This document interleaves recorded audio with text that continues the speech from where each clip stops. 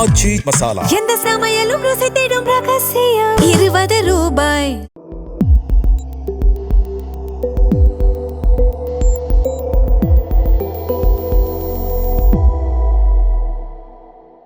Sir வணக்கம். வணக்கம் நேயர்களுக்கு அன்பு வணக்கம். இன்ட்ரெஸ்டிங்கான ஒரு விஷயத்தை நம்ம நோட் பண்ண முடியுது. குறிப்பாக நேற்று பார்க்குறோம், நிர்மல்குமார் அவர்களுக்கும் உதயநிதி ஸ்டாலின் அவர்களுக்கும் பெரிய ஒரு வாக்குவாதம் நடக்குது. கொஞ்சம் தரம் தாழ்ந்த ஒரு விவாதம் தான் அது. அந்த மாதிரி விஷயங்கள் நடக்கும்போது நிறைய ஆங்கிளில் விமர்சிக்கிறாங்க. ஒன்று என்னென்னா, சட்டமன்றத்தோட மாண்பை நம்ம காப்பாற்றணும்னு சொல்கிறதா இருக்கலாம், பர்சனல் அட்டாக் தவறுன்னு சொல்கிறதா இருக்கலாம், இல்லைன்னா தாவேக்கா இதை ஒரு ரீல்ஸாக கட் பண்ணி போடுறதுக்கான வாய்ப்பாக பார்க்குறாங்க. அசம்பிளியில் எதையாவது இந்த மாதிரி பேசினா வைரல் ஆகுன்றதுக்காக பார்க்குறாங்க. நிறைய விமர்சனங்கள் வைக்கிறாங்க. ஆனால் நேற்று நடந்த விஷயங்களை வச்சு பார்க்கும்போது சில வேறு மாதிரியான விஷயங்களும் மீடியாவில் நம்ம பார்க்க முடியுது. குறிப்பாக நிறைய முக்கியமான ஊடகங்களில் அவங்க பேசின அந்த விஷயம் இருக்குல்ல, அதை மிஸ்லீட் பண்ணுற மாதிரி கட் பண்ணி அதை ஸ்ப்ரெட் பண்ணுறாங்க. குறிப்பாக நாம் பார்த்த அளவில் உதயநிதி ஸ்டாலின் அவர்கள் சங்கி அமைச்சர்னு சொல்கிற மாதிரியும், அதுக்கு பதிலடி கொடுத்து நிர்மல்குமார் அவர்கள் பேசுகிற மாதிரியும், அந்த 3 மணி நேரம் இருக்கிறீங்கன்ற மாதிரிலாம் பேசின மாதிரியும் ரீல்ஸை ஸ்ப்ரெட் பண்ணுறாங்க. என்ன பண்ணுறாங்கன்னா, அவுட் ஆஃப் கான்டெக்ட் அதை கட் பண்ணுறாங்க. ஃபர்ஸ்ட் ஆக்சுவலாக நிர்மல்குமார் அவர்கள் பேசுகிறாரு, அதுக்கு உதயநிதி ஸ்டாலின் பதில் சொல்கிறாரு, அதுக்கு திருப்பி நிர்மல்குமார் பேசுகிறாரு, திரும்ப உதயநிதி ஸ்டாலின் அவர்கள் பதில் சொல்கிறாரு. அதை ஃபுல்லாக கட் பண்ணி ஆரம்பித்ததே உதயநிதி தான் அப்படின்ற மாதிரி கொண்டு போகிறாங்க. அது பார்த்தா லட்சக்கணக்காக ஸ்ப்ரெட் ஆகுது. முக்கியமான நிறையா ஊடகங்கள் அதை அப்படி போடுறாங்க. கரெக்டாக எல்லாரும் சொல்லி வச்ச மாதிரி ஒரே மாதிரி தப்பாக கட் பண்ணுறாங்க. இது எப்படி பார்க்குறீங்க? அதை நான் முன்னாடியே சொல்லியிருக்கிறேன். தாவேக்காவுக்கு வந்து அந்த இன்ஸ்டா சோஷியல் மீடியாவில் வந்து இன்றைக்கி அவங்களோட அந்த ஸ்ப்ரெட் பண்ணுறாங்க, அவங்களோட அந்த நெட்வொர்க்கை வந்து ஸ்ப்ரெட் பண்ணுறாங்க. அவங்க வந்து நாளுக்கு நாள் நிறைய இன்ஃப்ளூயன்சஸ், நிறைய இன்ஸ்டா ஃபாலோவர்ஸு, நிறைய பத்திரிகையாளர்கள்லாம் வந்து தாவேக்காவை பாராட்டி பேசணும், தாவேக்கா ஆதரவு நிலைப்பாடில் பண்ணுன்றது அதை ஸ்ட்ரென்தன் பண்ணுறாங்க. ஆட்சியில் இல்லாதப்பவே அவங்க அதை பண்ணாங்க. இப்போ ஆட்சியில் இருக்கிறாங்க அப்படின்னும் போது ஆட்சி இருக்குது, கட்சி இருக்குது, காவல்துறை இருக்குது, பணபலம், வசதி கிசதி எல்லாம் இருக்கும்போது அதை அவங்க ஸ்ப்ரெட் பண்ணுறாங்க. இது ஒன்று. ரெண்டாவது வந்து தாவேக்காவோட டிஎன்ஏ விஜய் சாரோட மனநிலை. அது என்ன, விஜய் சாரோட மனநிலை தாவேக்காவோட டிஎன்ஏ. விஜய் சாரோட மனநிலை என்ன அப்படின்னா, ஒரு மாதிரி அமைதியாக இருக்கிற மாதிரி இருக்கிறது, அப்புறம் அதுக்கப்புறம் ஒரு சிம்பத்தி வேவ் க்ரியேட் பண்ணுறது, அதுக்கப்புறமா அதை வச்சு அரசியல் பண்ணுறது.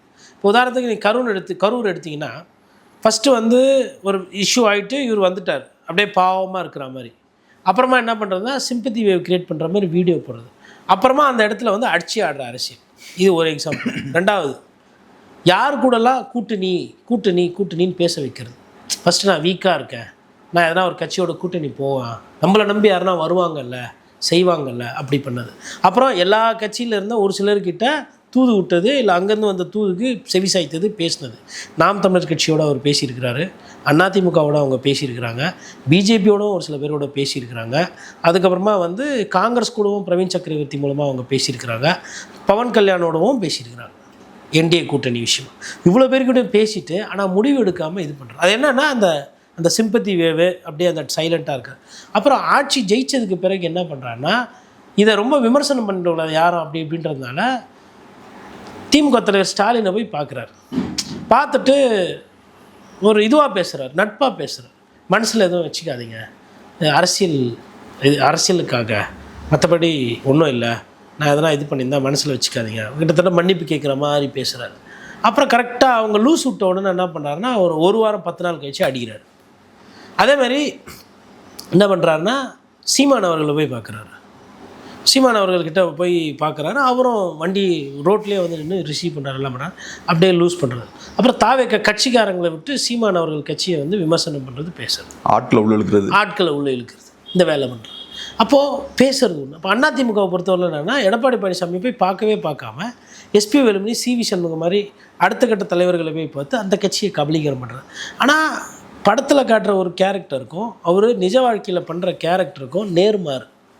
படத்தில் காட்டும்போது ஏழைகளோட ஒரு நண்பனாகவும், பெண்களுக்கு பிரச்சனை வந்தால் பொங்கி எழுற ஒரு ஹீரோவாகவும், இளைஞர்களுக்கு ஒரு நல்ல அண்ணனாகவும் இருக்கிறாரு.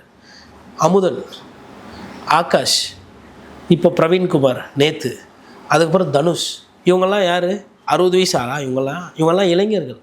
உயிரே போச்சு. எதனா ஒரு வார்த்தை முதலமைச்சர் வாயிலிருந்து வந்திருக்குமா? இது இல்லாமல் லாக்அப் டெத்து கேஸு தனி, போலீஸ் அடிச்சு சாவடிக்கிறது அது தனி, அதை பற்றி எதுவுமே பேசலை. அப்போது இந்த இளைஞர்களோட மரணம் இருக்குது பார்த்தீங்களா, இது வந்து முதலமைச்சர் வந்து இன்றைக்கி பதவி அதிகாரத்துக்கு வந்த உடனே அவருக்கு ஒரு விஷயத்துக்கு தான் நேரம் இருக்குது. அவர் அதை துதி யாருன்னா பாடுறாங்க, அவர் பெருமையாக பாடுறாங்க, பெருமையாக பேசுகிறாங்கன்னா அது ஒண்டி நல்லா அழகாக உட்காந்து அப்படியே வக்கனையாக நல்லா ரசிக்கிறார். மக்கள் பிரச்சனையோ மக்கள் போராட்டமோ எதுவுமே அவர் செவிக்கு போகிறதே கிடையாது. அப்போ இவரோட மனநிலை என்பது பார்த்திங்கன்னா அதை வந்து ஒரு மாதிரி ஒரு சைலண்ட்டாக அது என்ன ஏது யாருக்குமே தெரியாது. இந்த தாவேக்காவோட டிஎன்ஏ என்ன பண்ணுதுன்னா, இந்த முதலமைச்சரோட அந்த பிம்பத்தை, விஜய் சாரோட அந்த ஹீரோ வர்ஷிப் இருக்குல்ல, அதை பாதுகாக்கிற ஒரு கேடயமாக அந்த தாவேக்காவோட டிஎன்ஏ அப்படி சுற்றி வருது. அதில் தான் பார்த்திங்கன்னா இந்த ட்விட்டரு, இன்ஸ்டா, ஃபேஸ்புக்கு, இளைஞர்கள், நண்பாஸ், நண்பீஸ், குட்டீஸ், இது எப்போனா விஜய் சாருக்கு எப்போல்லாம் பிரச்சனை வரும்போதோ அப்போ அவர் என்ன பண்ணுவார்னா அந்த ஷீல்டுக்குள்ளேருந்து வெளியில் வந்து ஒரு நிகழ்ச்சி நடத்துவார். ஒரு ரோட் ஷோவோ இல்லை ஒரு பிரச்சாரமோ இல்லை ஒரு இடத்துக்கு போகிறதோ பண்ணிவிட்டு ஒரு மெசேஜை கொடுத்துட்டு கண்டென்ட்டை கொடுத்துட்டு திருப்பி போய் அவர் அந்த ஷீல்டுக்குள்ளே உட்காந்துவார். ஷீல்டுக்குள்ளே உட்காந்தோன்னா திருப்பி இவங்கெல்லாம் ப்ரொடெக்ட் பண்ணுவோம். இந்த தாவேக்காவோட டிஎன்ஏ, இந்த தாவேக்காவோட டிஎன்ஏ தான் பார்த்திங்கன்னா அமைச்சரவையில் ஒரு ஆள் உதயநிதி ஸ்டாலின் பேசும்போது 4 அமைச்சர்கள் குறுக்கீடு, ஒரு எடப்பாடி பழனிசாமி பேசும்போது 4 அமைச்சர்கள் குறுக்கீடு, ஒரு ஓபிஎஸ் பேசும்போது ஒரு 3-4 அமைச்சர்கள் குறுக்கீடு. அது ஏன் பண்ணுறாங்க? குறுக்கீடு பண்ணிவிட்டு அந்த அவங்களோட அந்த இவரை வந்து ப்ரொடெக்ட் பண்ணணும். ஏன்னா விஜய் சார் அப்படியே ஸ்ட்ரைட்டு 1-to-1 விட்டிங்கன்னா அவர் அம்பலப்படுத்திடுவார். உதயநிதிக்கும் விஜய் அவர்களுக்கும் ஸ்ட்ரைட்டாக ஒத்தைக்கு ஒத்தை நீங்கள் பேச விட்டிங்கன்னா வந்துடும். அப்போ அது தெரியாமல் இருக்கிறதுக்கு என்ன பண்ணோம், இந்த இன்ஸ்டாவில் Uday versus others, Uday versus Vijay அப்படின்னு வரக்கூடாது. எடப்பாடி பழனிசாமி கேட்ட காவேரி சம்பந்தமான பிரச்சனைக்கோ இல்லை விவசாயிகள் சம்பந்தமான பிரச்சனைக்கோ இதுவரையிலும் ஸ்ட்ரெயிட்டான ஒரு பதில் வந்து முதலமைச்சர் தரவே இல்லை. ஒரு தமிழ்நாட்டினுடைய முதலமைச்சர் விவசாயிகள் பிரச்சனைக்கு பேசாமல் கடந்து போகிறதுன்றது இவர் தான். காவேரி பிரச்சனை அப்படின்னா அம்மையார் ஜெயலலிதாவோ இல்லை கலைஞர் கருணாநிதி அவர்களோ ஏஞ்சி நின்று பேசுவாங்க, முதலமைச்சரே ரியாக்ட் பண்ணுவாங்க. விவசாயி பிரச்சனை பேசும்போது முதலமைச்சரே ரியாக்ட் பண்ணுவாங்க. சட்டம் ஒழுங்கு பிரச்சனையை பேசும்போது முதலமைச்சரே ரியாக்ட் பண்ணுவாங்க. ஒரு லஞ்ச லாவண்ய ஊழல்னும் போது அந்த கட்சியுடைய தலைவரே வந்து ரெப்ரசன்ட் பண்ணி காப்பாற்றுவாங்க. They will go for the first ball, அவங்களே ஃபஸ்ட்டு டவுன் ஆடுவாங்க, அவங்களே கேப்டன்சி ரோல் ப்ளே பண்ணாங்க. ஆனால் இவர் அந்த தாவேக்கான்ற அந்த டிஎன்ஏக்குள்ளே அவர் அழகாக உள்ளே உட்காந்துக்கிட்டு அதை வந்து கவர் பண்ணி அழகாக ஒரு அரசியல் பண்ணார். இது வந்து ஒரு அரசியல் புரிகிறவங்களுக்கு தெரியும். ஆமாம் இல்லை, இவரே அமித்ஷா பற்றி பேச மாட்டார், இவரே மோடியை பற்றி பேச மாட்டார் அப்படின்னா அவர் பேச மாட்டார். ஆனால் இவங்க என்ன பண்ணுவாங்கன்னா அதுக்கு வசதியாக ஒரு தீர்மானம் போட்டு வச்சுக்குவாங்க. யாருன்னா கேட்டால் உடனே விஜய் சார் பதில் சொல்ல மாட்டார், சுத்திகிற ஈகோ சிஸ்டம் ரியாக்ட் பண்ணும். பார்த்தீங்களா அமித்ஷா கால் மேலே கால் போட்டாமல் உட்காந்து பேசினார், பார்த்தீங்களா அங்கே தான் நிற்கிறார் விஜயண்ணா. அதுக்கப்புறம் சுதந்திர தினத்தப்போ விஜயண்ணா செய்த காரியத்தை பார்த்தீங்களா, எப்படி ஓடி வந்தார் பார்த்தீங்களா, ஜனங்களை பார்த்து எப்படி கை காட்டின பார்த்து அந்த முகம் இருக்குது பாருங்கள், அங்கே தாங்க நிற்கிறார் விஜயண்ணா. அந்த சிரிப்பு இருக்குது பாருங்கள், அங்கே தாங்க விஜயண்ணா நிற்கிறாரு. அந்த அந்த அங்கே ஒரு பெண் வந்து நின்றுட்டு இருந்தாங்க, விஜயண்ணா அப்படின்னு கத்துனாங்க, அந்த இடத்துல அண்ணனா அவர் செய்த செய்தியை பாருங்கள். இதுதான் இவங்களோட வேலை. பாலியல் சீண்டல் நடக்கும், ஆணவ படுகொலை மாதிரி ஒரு சம்பவம் நடக்கும், லாக்அப் மரணம் நடக்கும், ஜனங்க அங்கங்கே கரண்ட் பிரச்சனை, சொத்து வரி பிரச்சனை, குடிக்க தண்ணி இல்லாத பிரச்சனை, விவசாயி பிரச்சனை, நெசவாளர்களுக்கு போதிய அளவுக்கு வருமானம், பால் வியாபாரிகளுக்கு உற்பத்தி காசு பத்தலைன்னு சொல்லி போராட்டம் பண்ணுறாங்க, மீனவர்கள் பிரச்சனை, மாணவர்கள் பிரச்சனை, எதையுமே பேசாமல் வெறும் இந்த இன்ஸ்டாவில் போட்டுட்டு அந்த இளைஞர்கள் இருக்கிறாங்க கண்மூடித்தனமாக சப்போர்ட் பண்ணுறவங்க, அவங்கள வந்து அவர் அறுவடை செய்து அதை வைத்து அவர் அரசியல் செய்து கொண்டிருக்கிறார். அரசியல்ன்றதை விட கிட்டத்தட்ட அரசியல் பிழைப்புன்னு கூட சொல்லலாம். ஏன் அதை அரசியல் பிழைப்பு நான் இந்த இடத்துல மாத்திரேன்னா, உங்களுக்கு வேண்டப்பட்டவங்களாம் டெண்டர் எடுக்கிறாங்கன்னா நாங்கள் அந்த வார்த்தையை பயன்படுத்த வேண்டியது. டாட்டா டைட்டனை விட பெரிய அப்பாட்டக்கர் கம்பெனிலாம் நான் இதுவரையிலும் பார்க்கல. டைட்டன் வந்து brand, Titan, Tanishq, Tata Salt, Tata Steel, Tata Sons, Tata Motors எல்லாமே பிராண்டு. டாட்டா டெண்டரில் தோற்குறாங்க, யாரோ ஒருத்தர் கேரளாலேருந்து வராங்க, டெண்டர் எடுக்கிறாங்க, அது ஒருத்த பைசாவுக்கு எடுக்கிறாங்கன்னா எனக்கு அப்போவே உங்களோட டெண்டரோட அந்த டிரான்ஸ்பரன்சி மேலே ரொம்ப நம்பிக்கை வந்துச்சு. நான் தப்பாக எதுவும் சொல்லலை, கொடுங்க தப்பில்லை. டாட்டா ஒரு டெண்டரில் தோக்குது, இன்னொருத்தர் ஒரு இடத்துல, இன்னொன்று டாட்டாவில் வந்து தமிழ்நாடு வந்து டைட்டனில் ஷேர் ஹோல்டர், பெரிய ஷேர் ஹோல்டர். அப்போது மனோஜ் பாண்டியன் ஒரு கேள்வி கேட்குறாரு, சுகாதாரத்துறையோட வேலை தங்கம் வாங்குறதா, இதை வேறு துறை வச்சு வாங்கலான்னும் போது அருண்ராஜ் அவருக்கு நேரான பதில் கிடையாது. என்னெல்லாம் தெரியுமா அவர் சொல்லி அவர் வளர்றாரு. கிட்டத்தட்ட நீங்கள் சோப் ஆயில், பேபி பவுடர்லாம் வாங்கலையா, இதுக்கு முன்னாடி குழந்தைகளுக்கு பெட்டகெல்லாம் வாங்கலையா முந்தைய ஆட்சின்றார். இதுக்கு அதுவா பதில்? தங்கம் ஏன் வாங்கினீங்கன்னு கேட்டால் மெட்டர்னிட்டி ஹாஸ்பிட்டலில் மகப்பேறு மருத்துவமனைக்கு குழந்தைகளுக்கு தேவைப்படுற இப்போ குழந்தை பிறக்கிறாங்க, அம்மாவுக்கு ஒரு சில திட்டங்கள் இருக்குது, இந்த சிசுக்கு ஒரு சில திட்டங்கள் இருக்குது. அதை அரசு செஞ்சதையும் அதையும் இதையும் ஒப்பிட்டு பேசிட்டு அதை பதிவு பண்ணிட்டு கடந்து போயிடுறாரு. கேட்ட கேள்விக்கு இது பதிலானா கிடையாது. ஆனால் மடைமாற்றம் இந்த 2 நாளாக பாருங்கள், மின்சாரத்துறை மிகப்பெரிய பிரச்சனை, அதே மாதிரி HRNC இந்த ஒரு சில சிக்கல்லாம் வந்தது. இந்த 2மே வந்து நிர்மல்குமார் சம்பந்தம் இல்லாமல் பேசி பாத்ரூமில் இருந்தார், அவர் டாய்லெட்டில் கதவு திறந்து விட்டார், இந்த மாதிரி எதையோ பேசி தீவிரமான பிரச்சனை வந்து திசை திருப்பிட்டாங்களா? ரமேஷ் வந்து இளைஞர், நல்லா தான் பேசுகிறாரு, நல்லா தான் எடுத்துகிட்டு போகிறாரு. ஆனால் திண்டுக்கல் மேட்ரோ பழனி மேட்ரோ வெளில வராமல் அது மாற்றியாச்சு. அவருமே பார்த்தீங்கன்னா கேள்வியெல்லாம் கேட்கும்போது முதல்வர் மாதிரி தான் பதில் சொல்கிறாரு. நாங்களும் நிறைய ஃபைல்ஸ்லாம் வச்சுருக்கோம், எல்லா டீட்டெயில்ஸையும் வெளியே விடுவோம். அதுக்கப்புறம் பக்குவம் இல்லை, யாரை பார்த்து கெடுறது? வயசு கம்மி, ஃபஸ்ட்டு டைம் பேசுகிறாரு. ஒரு சில விஷயம் வந்து உண்மையிலே வந்து ரமேஷ் வந்து நல்ல முயற்சி எடுக்கிறாப்புல, ஒரு சிலது சொல்கிறாப்புல. பட் சேர்க்க ஆதவ பார்க்குறீங்க, உங்களுக்கு நீங்கள் இமீடியட்டாக பார்க்குற சீனியர் யார்? ஆதவன் எப்படி பேசுகிறாரு பார்த்தீங்களா? அப்படியே ஏஞ்சிக்கும் போதே ஏதோ அப்படியே கோபமாக ஏஞ்சிக்கிறது. என்ன நேற்று வரலாம் ஒன்றா தானே சாமி பழகியிருந்தீங்க, 900 கோடி 800 கோடியெல்லாம் குத்து பழக்கும்போது அந்த கட்சியில் போய் போஸ்டிங் கேட்கும்போது இனிச்சுதா திமுக? இன்றைக்கி அப்படியே ஏதோ பரம்பரை எதிரி மாதிரி பண்ணுறீங்க. அப்போ இதெல்லாம் வந்து அனிமேட்டிக்ஸு. நீங்கள் வந்துங்க நட்பில் வந்து யார் வேணால் பிரியலாம், ஆனால் ஒரு நண்பனை அப்படியே துரோகி மாதிரி எதிரி மாதிரினா அப்போ நீங்கள் வந்து ஏன் இந்த ஆக்ரோஷம், ஏன் இந்த ஆணவ பேச்சு? அவங்க ரொம்ப சிம்பிளாக அரசியலை பார்க்குறாங்க சார். அவங்கள பொறுத்தளவில் என்ன பண்ணால் நம்ம ஆதரவாளர்கள் சந்தோஷப்படுவாங்க, நம்ம ஆதரவாளர்கள்ட்ட நாங்கள் திமுகவை எதிர்க்கிறோம் அப்படின்றத காட்டணும். நிஜமாவே திமுக எதிர்க்கிறது கஷ்டம், ஊழல் விஷயங்கள்லாம் வெளியே கொண்டு வரணும், அது நிறைய ப்ராசஸ் இருக்குது. ஆனால் நீங்கள் திமுகவை திட்டுற மாதிரி திட்டலாம், ஆடியன்ஸும் அதை என்ஜாய் பண்ணுறாங்க. பர்சனல் அட்டாக்ஸ் ஃபுல்லாக கரெக்டாக தான் வின் த ஆடியன்ஸ்னு ஒரு கான்செப்ட் ஒன்று உண்டு. அசம்பிளி அதுக்கு யூஸ் பண்ணிக்கிறாங்க, அசம்பிளியை யூஸ் பண்ணிக்கிறாங்க, அவ்வளோதான். ஏன்னா இப்போ அவங்களோட ஸ்கில் செட்டை வந்து சரி, நான் எப்படி முதலமைச்சர் என்ன சொன்னார், கிராமமாக வருவேன்னார் இல்லையா? கிராமமாக போகிறவருக்கு எதுக்குங்க 5.5 கோடியில் வந்துட்டு முதலமைச்சரோட அலுவலகத்தை புதுப்பிக்கணும்? இவர் போகவே இல்லை. ஓட்டு போட்ட மக்களுக்கு இன்னும் எத்தனை இடத்துல போய் நன்றி சொன்னார் இவர்.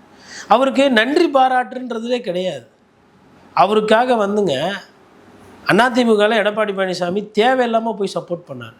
அதுக்கு வினையை வந்து இன்றைக்கி அவர் பண்ணிகிட்ருக்காரு. அன்றைக்கி முதலமைச்சராக இருந்த ஸ்டாலின் வந்து பாவம் பார்த்து வழக்கிலெல்லாம் சேர்க்காம கொஞ்சம் விட்டார் லூஸு. கிட்டத்தட்ட 2 தப்பு பண்ணார். ஒன்று பாவம் பார்த்தார், இன்னொன்று பயந்தார். 2மே தப்பு. அதுக்கு இன்றைக்கி அவர் பயணம் அலுவலர். இன்னொன்று தப்பான ஒருத்தரை நம்பினார் எடப்பாடி பழனிசாமி கூட்டணிக்கு வருவாங்க, அதுக்கு அவர் இது பண்ணுறாரு.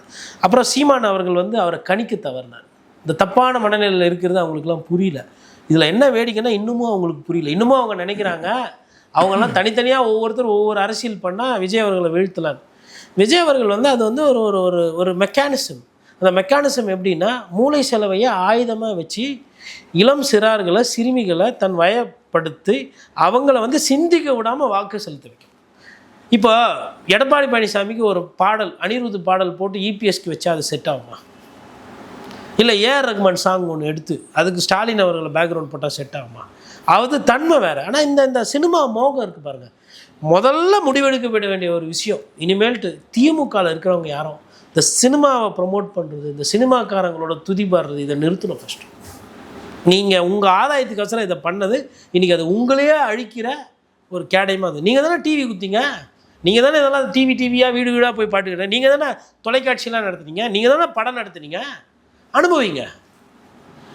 அதாவது குருதிப்பு நல்ல கமல் சொல்லியிருப்பார், உனக்கு பின்னாடி வரக்கூடிய தலைமுறை வந்து சினிமா பாட்டு பலவீனமாக ஒரு தலைமுறை வரணும்.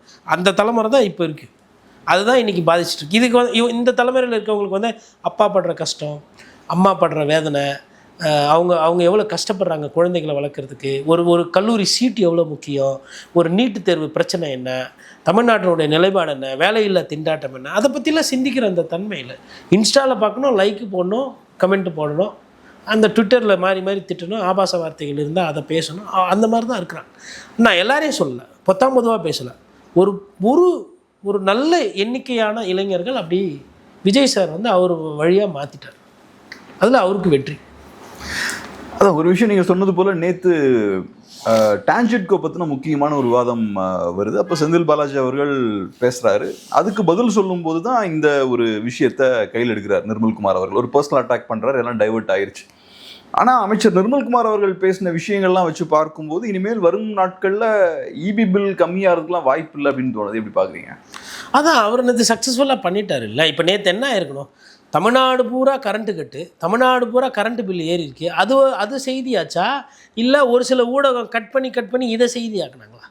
அப்போ அவங்க வந்து என்ன பண்ணியிருக்காங்கன்னா பிளான் பண்ணியிருக்காங்க. இப்போ செந்தில் பாலாஜி சொன்ன ஒரு விஷயம் என்னென்னா, எனக்கு நைட்டு 10 மணிக்கு தான் வருது கையில், இப்போ ப்ரிப்பேர் பண்ண முடியாது. ஆனால் உங்களுக்கு என்ன சப்ஜெக்டுன்றது முன்னாடியே தெரியும். அப்போது ஃபஸ்ட்டு இதிலேருந்து ஆரம்பிக்குது. பேரவைத் தலைவர் உடனே திரு முழிக்கிறாரு, என்ன ஒரு நாள் முன்னாடினா கொடுங்கன்றாரு. செந்தில் பாலாஜி கேட்ட கேள்விக்கு பதில் இல்லை. உடனே எடப்பாடி பழனிசாமி சொல்கிறாரு, அங்கேயே இல்லை 2 நாளைக்கு முன்னாடினாச்சும் கொடுக்கணும், நாங்களாம் அந்த மாதிரி முன்னாடி கொடுத்துருக்குறோம், இல்லை ஒரு நாள்லாம் கொடுக்கணுன்ற மாதிரி சொல்கிறாங்க. மைக்கு கொடுக்கல இவங்களுக்கெல்லாம். இப்போ ஒரு எம்எல்ஏக்கு பேசுறதுக்கு அந்த இடத்துல உரிமை இருக்குது, பேசணும், எல்லாரும் இங்கே பேசினா தான் நல்ல அவை போகும், நல்ல கருத்துக்கள் வரும்னு சொல்கிறாரு. யார்? சபாநாயகர். இவர் சொல்கிறாரு, நான் முன்னாடியே சொன்னேன், அதை இன்னும் நீங்கள் செய்யலையா? ஏன் இன்னும் ஒரு மயில் இறகு எதனா இருந்தால் அப்படியே எடுத்து வருடி கொடுங்கண்ணா. இப்போ பேரவைத் தலைவர் என்ன சொன்னோம், அடுத்த முறை வந்து 2 நாளைக்கு முன்னாடி போகலைன்னா அந்த மானியம் வந்து நேரம் குறைக்கப்படும், இல்லை அது வந்து கடைசியில் விவாதிக்கப்படும். அது எதனா ஒரு முடிவு சொல்லணும் இல்லையா? எம்எல்ஏக்கு தரவுகள் போகலன்னா அப்போ என்ன நினைக்கிறீங்க நீங்கள்? அப்போ காதம் வச்சு அதில் வந்து அந்த குறைஞ்ச டைமில் கொடுத்தப்பவே செந்தில் பாலாஜி வச்சு பிச்சு எடுத்துட்டாப்புல. 4-5 பக்கம்தான் டேட்டாவை மாற்றிருக்கீங்க, மிச்சம்லாம் பழசு, அதே தான், வேறு எதுவும் இதில் இல்லை, இதுக்கா அப்படின்ற மாதிரி சொல்லியிருக்காரு. அப்போ என்னென்னா நிர்மல்குமார் அவர்கள் செந்தில் பாலாஜியை பார்த்து பதட்டத்தில் பயத்தில் மடைமாற்றம் பண்ணியிருக்காரு. நான் ஒரு பத்திரிக்கையாளராக சந்தேகப்படுறேன். அதாவதுங்க 67,000 போஸ்ட்டுக்கு மேலே வேக்கண்ட் இருக்குது. அதாவது ஒப்பந்த தொழிலாளர்கள் போராட்டம் பண்ணிட்டு இருக்கிறாங்க. கரண்ட் பில்லு கூடுது, மீட்ரு வந்து கச்சாமச்சான்னு ஓடுது, விவசாயிகளுக்கு 3 மணி கரண்ட்டு இல்லை, ஷாக் எலக்ட்ராக்யூஷன் டெத்து அங்கங்கே ஒரு வாரத்துக்கு ஒன்று அங்கேயோ இங்கேயோ ஒன்று நடக்குது. அதுக்கு காம்பன்சேஷன் போதா என்ன எதுவுமே தெரியாது. கஜா வந்து டிரான்ஸ்ஃபார்மர்லாம் சாஞ்சி பில்லர்லாம் அடிக்கலை, கரோனா வரல, எதுவுமே இல்லை. அழகாக ஆட்சி ஏற்றதில் இருந்தே Insta song vibe blast happy மோடில் செலிப்ரேஷன் மோடில் தான் இருக்கிறீங்க நீங்கள். அப்படி இருந்தும் கூட சட்டமன்றத்தில் இதெல்லாம் அழகாக எப்படி நேற்று வேறு யாருமே கரண்ட் பில் பிரச்சனை அந்த துறை மக்கள் பிரச்சனையே பேசப்படாமல் போயிடுச்சு இல்லை. பாத்ரூமில் இருந்தார் தான் முக்கியம். ஏன்னா நீங்கள் பார்க்குறவங்களாம் யாருமே பாத்ரூமுக்கே போக மாட்டாங்க. இது ஒரு வாதமா? ஒரு ஒரு ஒரு ஒரு ஒரு உடம்புன்றது காலைல எழுந்தவொடனே குளிப்பாங்க, பல்லு வளக்குவாங்க, இயற்கை உபாதைகளை கழிப்பாங்க, இவ்வளோ தானே. இது ரொம்ப பெரிய பாயிண்ட் கண்டுபிடிச்ச மாதிரி உட்காந்து பேசி வெக்கமா இல்லையா இதெல்லாம் பேசுறதுக்கு சட்டமன்றத்தில் உட்காந்துக்கிட்டு? இது அருவருப்பான ஒரு பேச்சாது இல்லையா? தூய்மை பணியாளர்கள் மலத்தை வாடுறதா சொல்கிறாங்க, செத்து போன நாயை வாடுறதா சொல்கிறாங்க, கஷ்டப்படுறாங்க. அதெல்லாம் உங்கள் காதுக்கு கேட்க மாட்டேங்குது. காவல்துறை சொன்னாங்களாம். இப்போ இவர் நிர்மல்குமார் போய் அங்கேருந்து பார்க்குறதுக்கு வாய்ப்பு இல்லை. உதயநிதி ஸ்டாலின் என்ன பண்ணியிருக்காரு, எந்த ரூமில் இருக்கார், அப்போ காவல்துறை தான் சொல்லியிருப்பாங்க. காவல்துறை இது சொல்லுது ஒண்டி கேட்குது. தூய்மை பணியாளர் வந்து அவங்களோட போராட்டத்தை பற்றி பேசுகிறாங்களே, நீங்கள் தானே கூப்பிட்டு அவங்கள பனையூரில் 10 பேரை கூப்பிட்டு பார்த்தீங்க. அப்போ என்ன வாக்குறுதி சொன்னீங்க? நீங்கள் வாக்குறுதி கொடுத்தீங்கள, சொல்ல காப்பாற்றணுன்ற எண்ணமே கிடையாதா? அப்போது அந்த இதெல்லாம் மறைச்சிட்டு மடைமாற்றம் அந்த நம்ம சொன்ன மாதிரி அந்த ஈகோ சிஸ்டம் நான் எக்ஸ்பிளைன் பண்ண பாருங்க, அந்த மாதிரி வந்து அவரை பத்திரமா வச்சுப்பாங்க. அடுத்த 5 வருஷத்துக்கு அவரை பத்திரமா எப்படி வச்சுக்கோங்க. கடைசியாக ஒரே ஒரு கேள்வி சார். இப்போ சபாநாயகர் அவர்கள் சில விஷயங்களை சரியாக பண்ணல அப்படின்ற மாதிரி விமர்சனம் வச்சிங்க. ஆனால் இப்போ நடக்கிற விஷயங்களை வச்சு பார்க்கும்போது தாவேக்காரங்களுக்கே சில நேரங்களில் சபாநாயகர் மேலே கோபம் வருது. ஒன்று இப்போ நிர்மல்குமார் அவர்களாக இருக்கலாம், அதே மாதிரி அமைச்சர் ரமேஷ் அவர்களாக இருக்கலாம். இவங்களை கொஞ்சம் கடுமையாக கையாளுறார் அவை தலைவர். ஒரு தடவை பார்க்கும்போது நிர்மல்குமார் அவர்கள் பதிலடின்னு ஆமாம் அதை நீக்கணும்னு அவசியம் இல்லை அப்படின்ற மாதிரியும் நிர்மல்குமார் அவர்கள் பேசுகிறார். அப்புறம் இந்த சோஷியல் மீடியா பார்க்கும்போது தாவேக்கா நண்பர்களும் பார்த்தா சபாநாயகருக்கு எதிராக நிறைய பேசுகிறாங்க. அவர் வந்து பேச விட மாட்டேங்கிறாரு, விஜய் அவர்களை பாராட்ட விட மாட்டேங்கிறாரு அப்படின்லாம் பேசுகிறாங்க. ஸோ எப்படி பார்க்குறீங்க இப்போ சபாநாயகரை பொறுத்தளவில் தாவேக்கா அமைச்சர்களுக்கும் எம்எல்ஏக்கும் ஒரு சாட்டிஸ்ஃபேக்ஷன் இருக்கா? ஏன்னா இப்போ அவங்கெல்லாம் செய்ய நினைக்கிறது ஒன்று, ஆனால் சபாநாயகர் அவர்களை பொறுத்தளவில் பர்சனல் அட்டாக்ஸ் வரும்போது அவர் கொஞ்சம் வருத்தப்படுறார். இல்லைங்க, அதாவது சபாநாயகர் வந்து ஒரு சூழ்நிலை கைதி. இன்றைக்கி எந்த சபாநாயகருமே கிட்டத்தட்ட சூழ்நிலை கைதி. பேர் சபாநாயகர், அவங்க வச்சிருக்கிற அது வந்து முள் கிரீடம், அது வந்து முள் குத்திக்கிட்டே இருக்கும், கிரீடம் மாதிரி வெளியில் தெரியும். ஏன்னா சபாநாயகர் வந்து எதுக்கு சபாநாயகராக ஒருத்தர் போடுறாங்கன்னா அரசை காப்பாற்றணும். அரசு தரப்பில் தப்பு நடக்கும், அரசு தரப்பில் அநியாயம் நடக்கும், ஊழல் நடக்கும், அக்கிரமம் நடக்கும், அட்டகாசம் நடக்கும். இதுக்கெல்லாம் முட்டு கொடுக்கணும். கிட்டத்தட்ட அது மாதிரி ஒரு ரோல் தான் அது. ஸோ அந்த ரோலை வந்து யார் யாருக்கும் கொடுக்கக்கூடாது, தகுதி இருக்கிறவங்களுக்கு தான் கொடுக்க முடியும். நீங்களாம் அமைச்சரானீங்கள்ல, உங்களுக்கெல்லாம் தகுதி இல்லாமலே ஆகிட்டீங்க. ஆனால் நான் சொல்லுவேன், கண்மூடிக்கிட்டு சொல்லுவேன், 100% தகுதியோடு ஒருத்தர் சபாநாயகர் ஆனார்னா அது ஜேசிடி பிரபாகர். சபாநாயகர் எல்லாரெல்லாம் ஆக முடியாது. ஆனால் இந்த உண்மை தெரியாமல் என்ன அமைச்சராக விஜயண்ணா தானே ஆக்குனார். அதனால் நான் விஜயண்ணாக்கு சொம்படிப்பேன். நான் அப்படி தான். இப்போது ரமேஷ் அவர்கள் வந்து தரவுகள் வச்சுருக்காப்புல, இந்த பேசுறது இல்லை, கோபமாக பேசுகிற மாதிரி நீங்கள் செஞ்சீங்களா, முதலமைச்சர் வரும்போது ஏன் சின்னக்கணும் கூட தெரியல, இதெல்லாம் வந்து ஸ்கூல் பசங்க மாதிரி பண்ணிடுறாரு. தம்பிக்கு தெரியல, யாருன்னா கூப்பிட்டு சொல்லணும், இப்போ இளம் வயசு, நீ உனக்கு யாருக்கும் கிடைக்காத ஒரு வாய்ப்பு கிடச்சிருக்கு, ஓடுற போகிற சுற்றுற முயற்சி பண்ணுற மாற்றணும்னு நினைக்கிற, அந்த வழியில் போ அப்படின்ற மாதிரி அவருக்கு சொல்லி மடைமாற்றம் பண்ணணும். ஆனால் மாறாக என்ன பண்ணுறாங்க, ஆதவர்ஜி என்ன பண்ணுறோம், நிர்மல்குமார்லாம் வந்து தவறான வழியில் இட்டுட்டு போகிறாங்க கூட, இல்லை இட்னாந்து போகிறாங்க. அப்போ இட்னாந்து போகும்போது ரமேஷ் என்ன பண்ணுறாங்க, இளம் வயதில் இருக்கிறவங்க, இதுதான் பாதை போலகுதுன்னு தப்பான பாதை இருப்பாங்க. அந்த மாதிரி தப்பான பாதையில் யாரும் போகக்கூடாதுன்னு சொல்லிட்டு தான் சபாநாயகர் என்ன பண்ணுறாருன்னா செங்கோட்டையனை வச்சு ராஜ்மோகனை வச்சு பேலன்ஸ் பண்ண ட்ரை பண்ண. ராஜ்மோகனை பேசுகிறது எங்கன்னா கோவமாக ஒரு மாதிரி அனிமேட்டிக்காக இருக்கா. ஒருத்தர் சொல்கிறாரு, இந்த மாதிரி குழந்தை விஜயண்ணாக்கு எதுவுமே தெரியாது, விஜயண்ணா பாவம், ஏன் தாத்தா அப்படி கிண்டல் பண்ணுறீங்கன்னு சொல்லிட்டு அவர் ஒரு கிண்டல் பண்ணுறாரு. அதில் ஒரு நகைச்சுவை சிந்திப்பு தன்மையாக இருக்குது. ஒரு எதிர்க்கட்சி எம்எல்ஏ கிட்டேருந்து வருது. டக்குன்னு ராஜ்மோகன் எழுந்து அந்த செல்லத்துக்கிட்ட சொல்லுங்கள், விஜயண்ணாக்கு ஊழல் பண்ண தெரியாது, விஜயண்ணாக்கு மக்கள் பணத்துக்கு ஆசைப்பட தெரியாது. அதை அழகாக மடைமாற்றம் பண்ணி திருப்பி விடுறாரு. இது ஒரு கலை. இந்த கலை எல்லாருக்கும் இருந்துட்டால் சபாநாயகர் நிம்மதியாக இருப்பார். மனுஷனால் நிம்மதியாக சாப்பாடு கூட சாப்பிட முடியறதில்ல.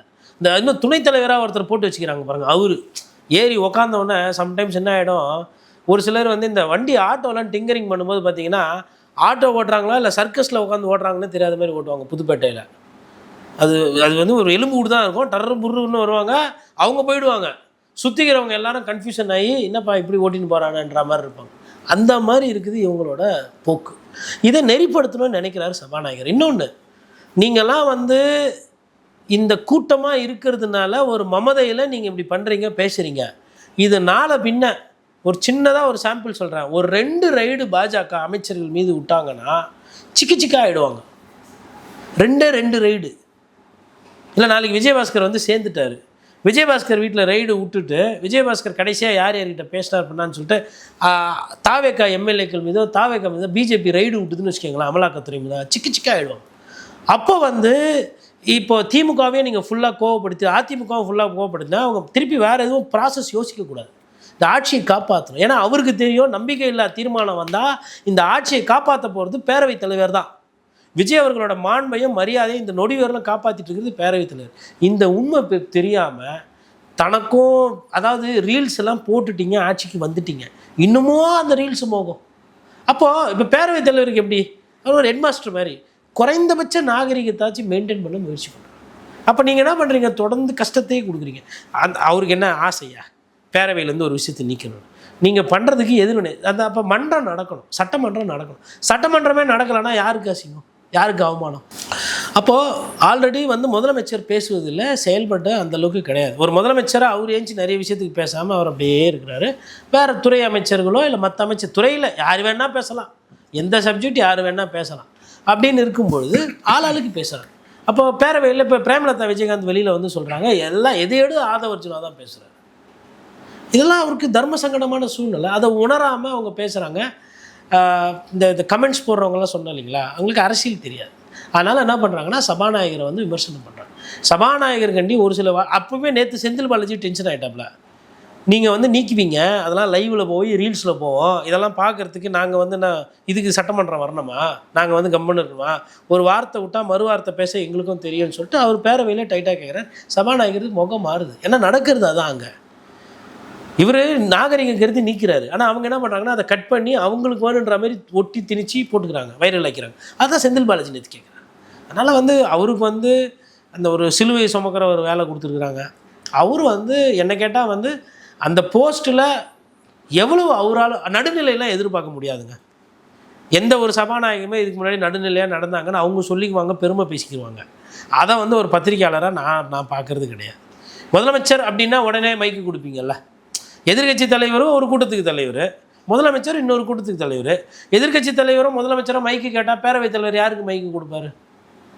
சரி, ஒரு கம்யூனிஸ்ட் எம்எல்ஏ பேசுகிறாரு, மக்கள் பிரச்சனையை பேசுகிறாரு, அது இல்லை மக்கள் பிரச்சனை அப்படி இல்லை அப்படின்னு ஒருத்தர் வந்து முட்டு கொடுக்குறாரு.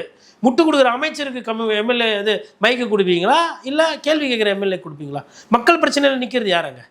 அப்போ அதிகாரத்துக்கு தான் மைக்கு, எதிர்க்கட்சிக்கு ரெண்டாவது ஆப்ஷன். இதுதான் சபாநாயகர் எல்லா காலத்துலேயும் செஞ்சது. இன்றைக்கி இருக்கிற ஜேசிடி பிரபாகரும் இதை தான் செய்கிறாரு. ஆனாலும் தாவேக்க அமைச்சர்களோட ஒப்பீடு போகும்போது அவங்களோட தகுதியோடவும் சபாநாயகரோட தகுதி போகும்போது ஏணியில் கிரேனு வச்சா கூட எட்டாது. நீங்களாம் தற்செயலாக அரசியல்வாதிகளா? நீங்கள் அவர் எம்ஜிஆரால் அடையாளம் காட்டப்பட்டு அரசியல்வாதியானார்.